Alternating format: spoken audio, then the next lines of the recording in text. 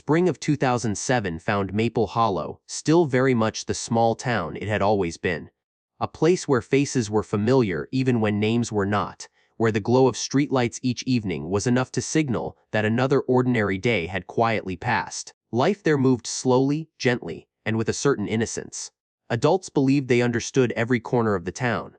Children believed that nothing truly terrible could ever happen in a place so kind. On the very edge of town lay Cedar Hollow Pond, a small, still body of water, dark in color, ringed by tall reeds and aging trees. By day, it was little more than a spot where someone might pull over for a moment, gaze across the surface, take a deep breath, and move on. At night, it was so silent it felt as if it didn't exist at all. No one thought a place like that could hold on to anything. No one imagined it could hide a story for 16 long years. That night, two girls left their prom laughing. Allison Grant and Megan Holt, two ordinary names. Two lives that hadn't yet begun. They wore their formal dresses, corsage flowers still looped around their wrists, perfume lingering in the cool late spring air. They weren't running away, they weren't desperate. They weren't trying to escape their lives. They were simply two best friends trying to stretch a beautiful moment a little longer before growing up. 16 years later, people still ask the same questions. How did those two girls disappear? Why did no one hear a cry for help? How could a car rest at the bottom of a pond for all those years without being discovered? And more than anything, if it was all just an accident, why was the final thing left behind a photograph taken at 12:41 a.m.? A photograph with no panic, no fear, only two young faces smiling at each other, as if they had no idea it was the last moment of their lives. Cedar Hollow stayed silent for 16 years. But the questions never slept. And when the truth finally rose to the surface, it did more than explain what had happened. It forced an entire town to confront the most unsettling realization of all, that sometimes tragedy gives no warning. And that the end can begin with a moment so beautiful it hurts. Maple Hollow was the kind of town where, if you lived there long enough, you didn't need a map. Every road felt familiar, every bend tied to some memory. People greeted one another not out of politeness, but because they genuinely knew who you were. Your parents went to school with other parents. The teachers who taught you had once taught your older siblings. Life here wasn't loud or rushed, and because of that, people believed it was safe, too safe for tragedy to ever take root. For high school students in Maple Hollow, prom wasn't just a dance. It was the final marker of childhood, the night when kids dressed like adults for the first time, stood in front of mirrors, and tried to imagine who they might become in a few years. Prom was a quiet farewell to school hallways, to the football field after the last bell, to evenings spent wandering with no real destination. After prom, everything began to split off: college, jobs, diverging paths, and not everyone stayed. Allison Grant understood that better than most. She was the kind of person who observed more than she spoke. She always carried a small camera, as if afraid that without it, moments would simply slip away. Allison preferred standing behind the lens. She remembered faces, the way sunlight hit the school steps, the small details others tended to overlook. To her, the world wasn't loud. It was deep, and it needed to be preserved. Megan Holt was the opposite. Megan was the sound of the room, the person who walked in and brought laughter with her. She was confident, outgoing, and always knew how to make people feel comfortable around her. Megan wasn't afraid of being seen. She faced life as if it were a long conversation, and she always had something to say. If Allison was the one who kept memories, Megan was the one who created them. They had known each other since before they could even write their own names. Two children sitting side by side in kindergarten, sharing a box of crayons, growing up together year after year. They were there for each other. The first time heartbreak felt real, after failing a cheerleading tryout, during slow nighttime drives along country roads, talking about the future as if it were still far away. For Allison and Megan, friendship didn't need promises. It simply existed like a habit, like something unquestionable. That year's prom wasn't just a beautiful evening for them. It was the final marker of a chapter they had written together since the very beginning. They knew that after that night, things would change. But like most 18-year-olds, they believed they still had plenty of time to meet again, time to come back, time to never truly lose one another. And it was that very innocence, in a town so peaceful no one imagined anything bad could happen, that became the ground on which the coming tragedy would quietly take hold. Prom night arrived in Maple Hollow in a way that felt entirely familiar. The gymnasium at Ridgeview High was decorated with string lights, balloons, and soft-colored ribbons. The lighting wasn't bright enough to make everything dazzling, but it was just enough to soften the awkwardness of being 18. In that room, everyone looked a little better than usual, not because of the dresses and suits, but because they were standing on the edge of something new. Allison stepped into the gym wearing a pale blue dress. The color matched the twilight sky, gentle and quiet. She wasn't used to being the center of attention, so she only smiled when friends told her how beautiful she looked. Around her wrist was a small corsage, carefully chosen to match her dress. Megan was different. She wore silver, catching the light as she moved, walking as if the room had been made for her alone. She laughed loudly, talked endlessly, and pulled Allison into every conversation, never giving her the chance to retreat behind her familiar lens. The music played not great, but good enough for everyone to sway along. Photos were taken non-stop, in front of the simple decorations, by the gym doors, under the yellow lights outside the school. In one photo, Allison and Megan stood close together, cheek to cheek, smiling so hard their eyes nearly closed. No one knew that those images would become the last proof that the night had once been full of joy. Prom always ended with a sense of suspension, happy, but not quite enough, sad, but not yet named. Just after 11:30, the music faded. People began drifting away in small groups across the parking lot. Some headed to after parties. Others went home early. Allison and Megan lingered for a bit, talking with friends, laughing a few more times, as if they weren't ready to let the moment go. Someone later remembered Megan saying they would just stop by the pond for a minute, then head home. Cedar Hollow Pond wasn't unfamiliar. It sat just outside town, close enough to take a short detour, familiar enough not to give it a second thought. Many people had sat there before, staring at the dark water, saying things that felt harder to say in daylight. For two girls just leaving prom, it was only a brief stop. Nothing more. The silver Honda Civic pulled out of the parking lot quietly. No one followed.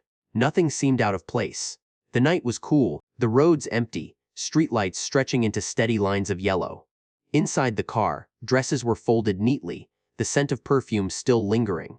They talked about something, maybe college, maybe vague plans for the future, or maybe nothing important at all. Just two friends sitting side by side, stretching out the last moments before returning to reality. At 12:14 a.m., Megan texted her mother, "I'm on my way home." A short, familiar message, reassuring. There was no urgency, no farewell, just a sentence that countless parents had received hundreds of times before. And because of that, no one knew that, in that very moment, the clock had begun counting down toward a night that would never truly end. Cedar Hollow remained silent. The surface of the water did not ripple, and somewhere very close by, two girls who had just stepped out of the most beautiful night of their youth had no idea they were standing on the line between before and after, before everything disappeared. The next morning, Maple Hollow woke up like it always did. The sky was clear, the air cool, with no sign that anything unusual had occurred. In small towns like this, mornings always began slowly. People brewed their coffee, opened their curtains, looked out onto familiar streets, and believed that everything was still under control. But in the Grant household, one small detail made that morning feel different. Allison's bedroom light was still on. Her bed was neatly made, with no sign that anyone had slept in it. Her prom dress hung carefully in place, as if she had only just taken it off and would return at any moment. For someone as orderly as Allison, it didn't make sense. She never left her room like that overnight. And that familiar neatness, on that morning, became the very thing that filled her father with unease. At Megan's house, the absence was more obvious. The silver Honda Civic wasn't in the driveway. Her father looked out at the front yard, waited a few minutes, then looked again as if the car might appear if he waited long enough. At first, both families tried to stay calm. They told themselves the girls might have stayed over at a friend's house.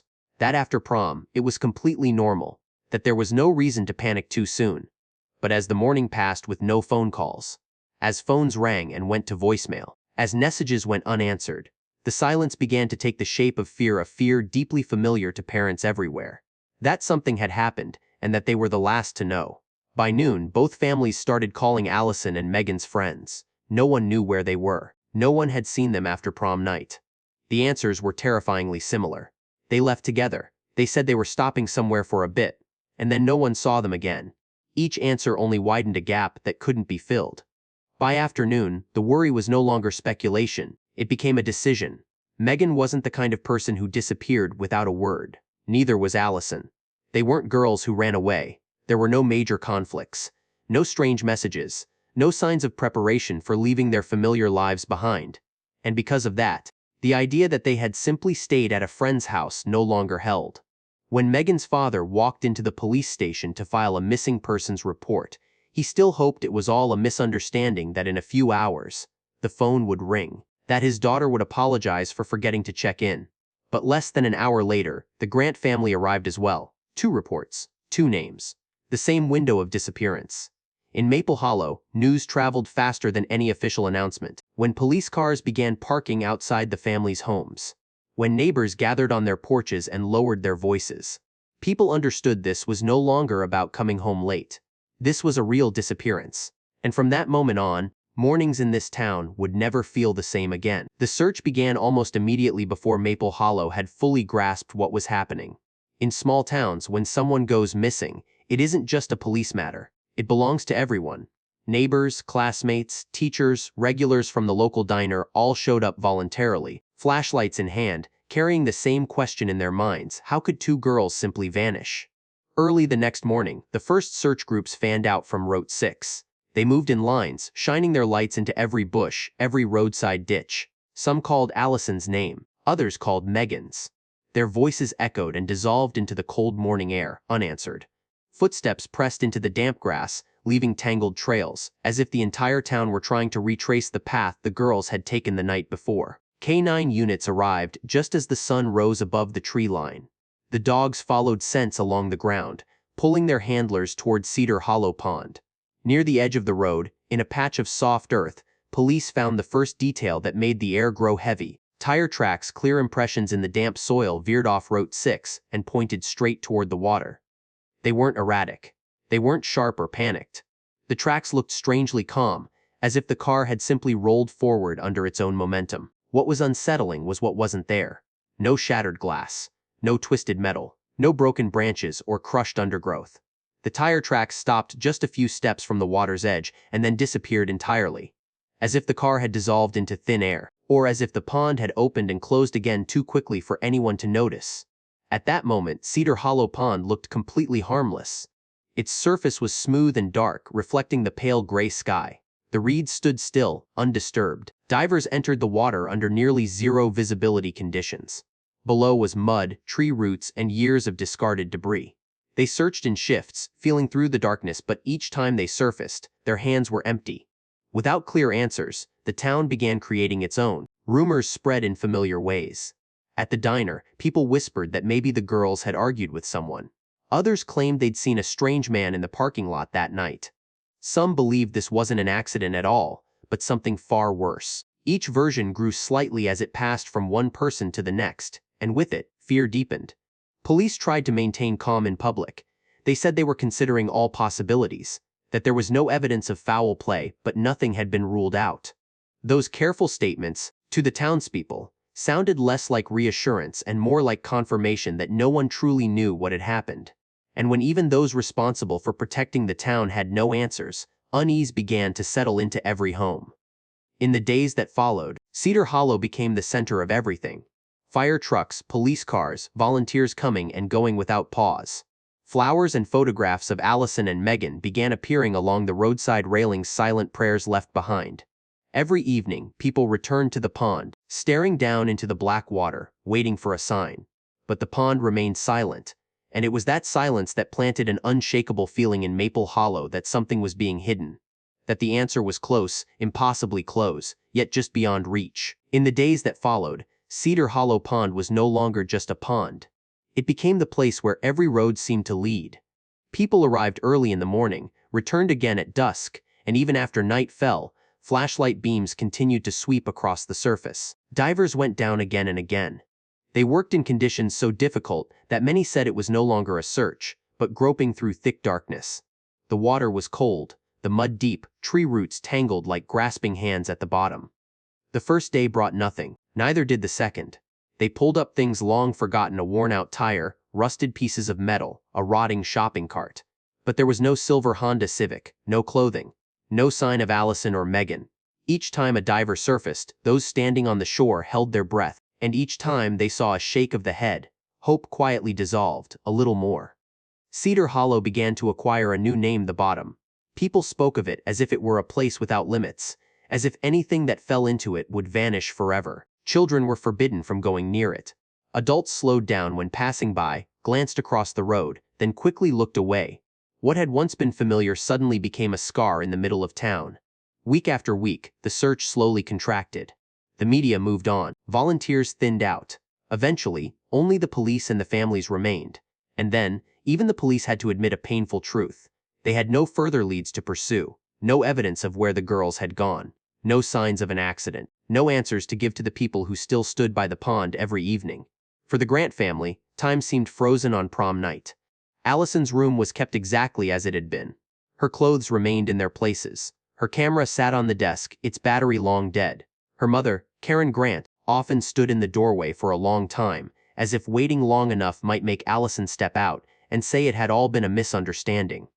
But the room stayed silent, and that silence grew heavier with each passing day. The Holt family lived on a different rhythm from the rest of the world. Megan's father, Tom Holt, continued going to work each day, continued answering polite questions as if life were still normal. But every evening, when darkness fell, he did one thing without fail. He turned on the porch light. Every single night, like a signal, like a wordless message, that if his daughter came home no matter when this house would be waiting. 16 years passed, and that bulb was replaced more times than anyone could count. Neighbors grew so used to the light that they barely noticed it anymore. But for Tom Holt, it was the only way he could say he had never given up. That he still believed even when that belief felt so fragile a single gust of wind might extinguish it. Maple Hollow slowly tried to move on. Missing person posters faded and were taken down. New children grew up hearing the story only as a vague warning. But for the families left behind, Cedar Hollow never stopped being present. It lived in every quiet evening, in every phone call that made hearts tighten, in every year that passed without new answers. 16 years of silence was not just time, it was a way of living, a state in which hope and despair existed side by side. And at the bottom of Cedar Hollow, beneath the black water no one wanted to look into anymore, the answer still lay there. Waiting, unhurried, silent. As if it, too, were testing whether people would ever have the patience to uncover the truth. By 2023, Maple Hollow was no longer the Maple Hollow of 16 years earlier. The old roadside diner had closed. The gas station had been renovated, its sign brighter and newer. Current high school students knew Allison Grant and Megan Holt only through a few faded photographs on the school's memorial board. To them, it was an old story, distant, almost unreal. But for those who stayed behind, time had never truly moved on. Change did not begin with the police. It began on the internet, with people who had never set foot in Maple Hollow, yet spent hours reading, watching, and dissecting every detail of unresolved cases. The true crime community grew year by year, and among them, the story of two girls who vanished after prom night kept resurfacing, like a wound that refused to close. A blogger who specialized in cold cases posted a video with a simple title: Cedar Hollow. We may have been looking in the wrong place. In the video, he used high-resolution satellite imagery technology that simply didn't exist in 2007. Frame by frame, he zoomed in, adjusted angles, and compared the images to old maps. And then, a detail emerged. On the southern side of Cedar Hollow Pond, there was a faint access point, almost entirely hidden by vegetation, a direction that, in the original case files, had only been mentioned in passing. The question he raised wasn't loud, but it was powerful enough to shake the town. If the car had approached from this direction, then the entire initial search area may have been off by several dozen meters. And in a pond thick with mud and roots, just a few dozen meters could mean the difference between finding something or missing it for 16 years. The video spread quickly. Maple Hollow residents shared it in private groups, then publicly. Old memories were pulled back to the surface. Questions that had been buried resurfaced. Why had no one thoroughly checked that area? Why had the search ended so early? And most importantly, if the girls had been there all along, who would be accountable for 16 years of silence? Pressure mounted on the sheriff's office. And the man in charge now was not unfamiliar with the case, Sheriff Dale Rooker. 16 years earlier, he had been a young officer, standing among the crowd, flashlight in hand, shining it onto the pond's surface and finding nothing. He had witnessed the family's desperation from the very beginning, and he had carried the story with him throughout his career. Reviewing the old files, Rooker didn't see negligence. He saw limits, the limits of technology, the limits of the time.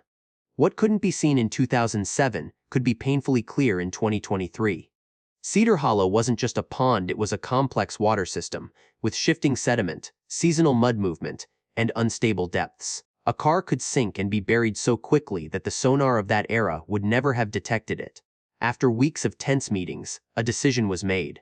An official plan to drain and excavate Cedar Hollow Pond, under environmental safety regulations, with full authorization. But everyone understood this was more than a technical project. It was the last chance to confront a question that had hung in the air for 16 years. The families of Allison and Megan didn't hesitate. They attended every community meeting. They wrote letters. They spoke out, not because they were certain something would be found, but because they couldn't live another day with the thought that something might have been overlooked. Karen Grant said softly in an interview, "If this still leads to nothing, at least I'll know we looked everywhere." When the first pumps were brought to Cedar Hollow, the entire town stood watching. No one spoke loudly, no one laughed, because in that moment, Maple Hollow understood that 16 years of silence was finally about to be broken.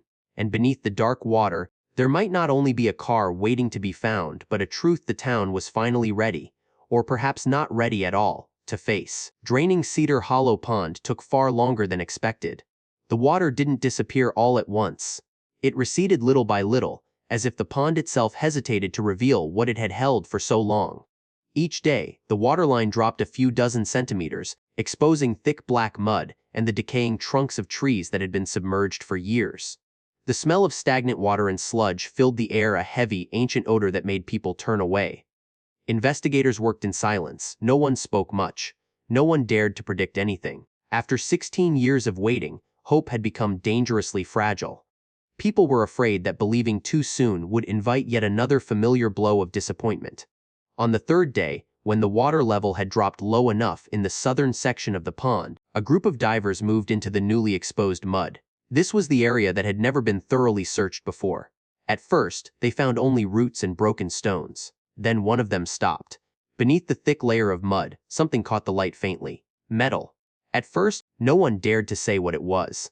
Too many things had been dumped into Cedar Hollow over the decades. But as the mud was carefully pushed aside, the familiar curve of a car's body slowly emerged. Not clear, not complete, but enough to make everyone nearby breathe a little more slowly. When the last layer of mud was cleared from the rear of the vehicle, a rectangular shape appeared. A license plate. Most of the numbers were obscured, but a single glance was enough for those who had followed the case for 16 years to recognize it. It was the same sequence printed on hundreds of missing person posters. Megan Holt's silver Honda Civic. The news spread faster than any official statement. Residents of Maple Hollow began gathering along the police barriers. There was no shouting, no loud speculation, just silent faces staring toward the pond that had haunted them for so much of their lives. Some covered their mouths, others lowered their heads. No one doubted anymore. The recovery of the car was carried out slowly. The crane lifted it inch by inch, as if afraid of breaking something fragile inside. When the vehicle separated from the pond floor, black water poured from the seams, spilling into the mud like compressed memories finally released after 16 years. The windows were clouded, the metal corroded, but the overall shape was still unmistakable. Inside the car were two small figures, sitting side by side. No words were needed. Everyone understood. Allison Grant and Megan Holt had never left Cedar Hollow. They had been there from prom night until now. Police sealed off the entire area. Forensic teams worked through the night under temporary floodlights. Every movement was careful, almost ritualistic rather than procedural. Because this was more than collecting evidence. This was bringing two people home after 16 years of being forgotten. When the DNA results were confirmed days later, no one was surprised. But certainty still carried real pain.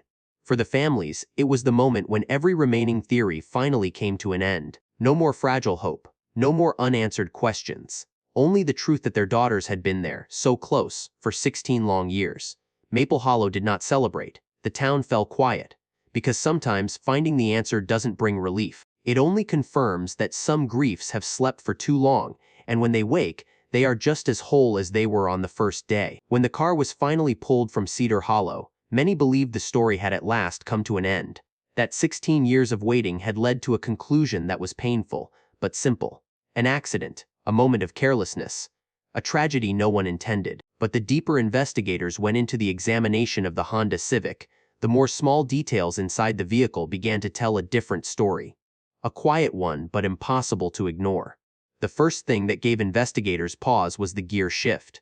It wasn't in drive, it wasn't in park, it was in neutral, a position rarely used when parking, especially near a sloped area close to water. It raised a simple but difficult question: why was the car set that way? By accident or on purpose? The key was still in the ignition, turned to the accessory position. That meant the car wasn't fully off, but it wasn't running either. The headlights were off. There were no signs that the girls had panicked, no evidence of sudden acceleration or frantic attempts to turn the lights on and escape.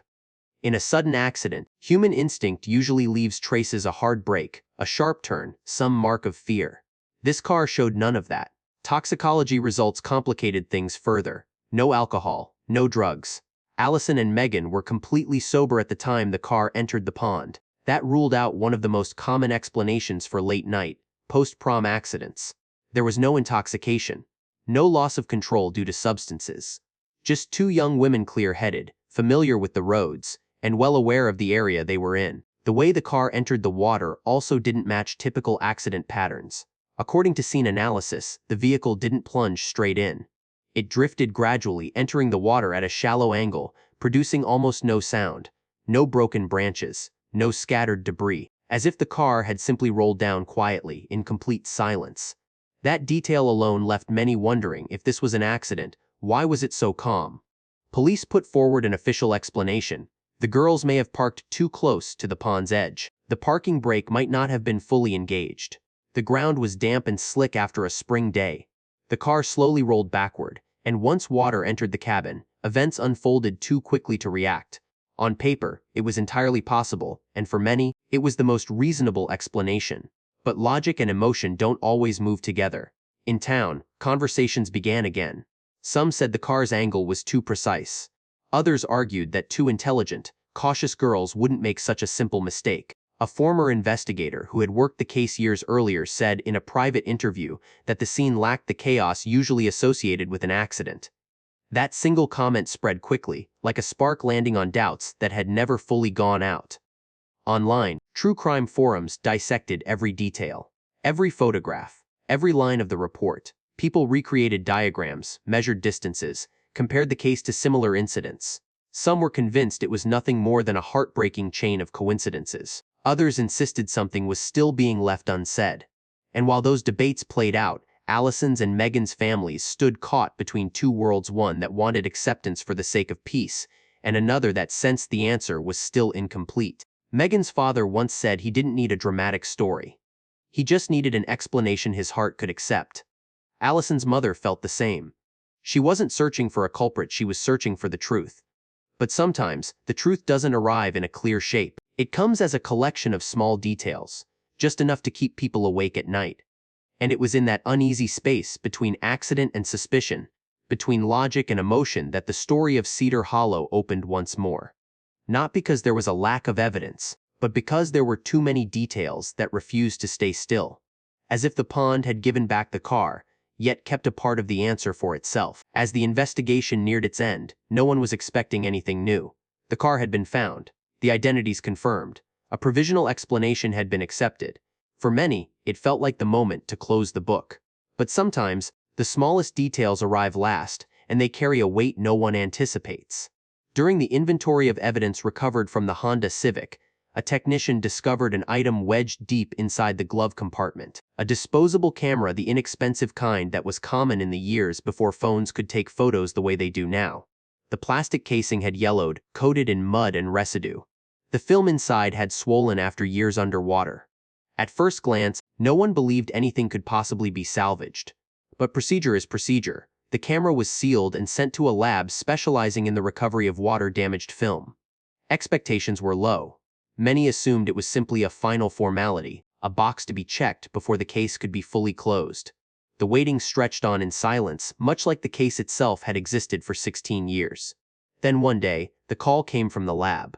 The voice on the other end was careful, deliberate. They said most of the frames were gone. Water and time had erased nearly everything. But there was one photograph, just one, clear enough to understand what it showed. The image was taken from the back seat, facing forward. Inside the car, Allison sat in the passenger seat, turned slightly toward the camera, smiling, the familiar smile, soft, unforced. Megan sat behind the wheel, her head tilted slightly toward her friend, eyes bright, as if she were saying something completely ordinary. Through the windshield, the surface of the water appeared very close, reflecting the faint glow of nearby lights. There was no fear, no panic. Just two young girls, in a private moment, peaceful in a way that was almost unbearable. In the lower corner of the photograph, the timestamp was clearly visible: 12:41 a.m. The exact moment Megan's phone last registered activity. The minute the two of them disappeared from the outside world.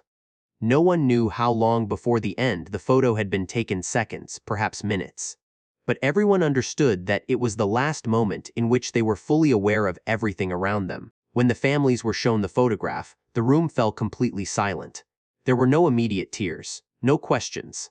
Karen Grant stared at her daughter's face for a long time, as if trying to memorize every feature once more.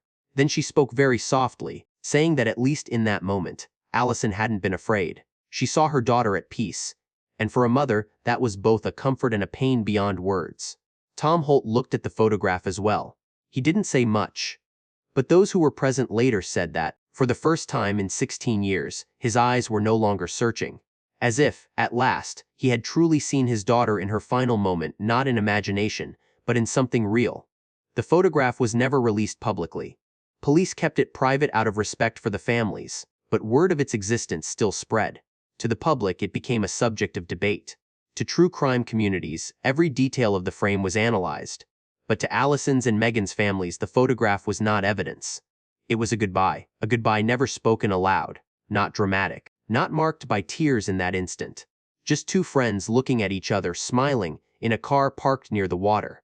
And it was precisely that ordinariness that made the 12:41 photograph the most heartbreaking part of the entire story, because it reminded everyone that sometimes, the line between a beautiful moment and a permanent tragedy is only a single breath wide. The memorial stone was placed on a quiet morning, near the spot where Cedar Hollow Pond had once been drained. There was no elaborate ceremony, no long speeches. Just a simple slab of stone, engraved with the names Allison Grant and Megan Holt, alongside a prom photograph faded by time. Two young faces smiling, standing side by side as they always had. For the people of Maple Hollow, the memorial was not meant to mark death. It was meant to remember that two very real lives had existed, close, familiar, and deeply woven into the town. After the investigation concluded, Cedar Hollow was gradually returned to its former state. Water from underground springs slowly flowed back, filling the hollow day by day. The surface smoothed again, reeds grew back, frogs called on warm nights. If a stranger passed by now, they would see nothing unusual. No sign of tragedy, no trace of 16 years of waiting, just a quiet pond, like any other. But for those who had lived there long enough, Cedar Hollow would never be just scenery. It was memory, a story told in lowered voices. A reason parents reminded their children of things that seemed small. Set the parking brake firmly. Don't stop too close to the water's edge.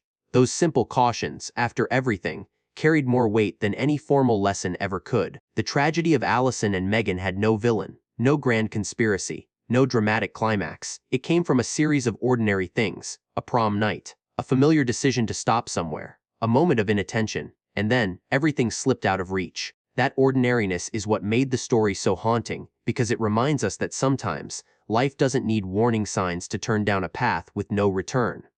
For the families, closure did not mean forgetting. It meant learning how to live with the truth. Karen Grant still visits the memorial on meaningful days. Tom Holt, who kept the porch light on for 16 years, finally turned it off. Not because he had stopped missing his daughter, but because he knew Megan was no longer lost. She had been found. She had been named. She had been brought home. Maple Hollow goes on. Children grow up. New generations fill the school halls. But in its quiet way, the town has changed. It lost the innocence it once had, and in return, it carries a quiet caution, an understanding that even the smallest things can leave lifelong marks. This story does not end at the bottom of the pond. It ends in the awareness of those who remain. That every peaceful moment deserves to be cherished. That a hastily taken photograph can become a farewell.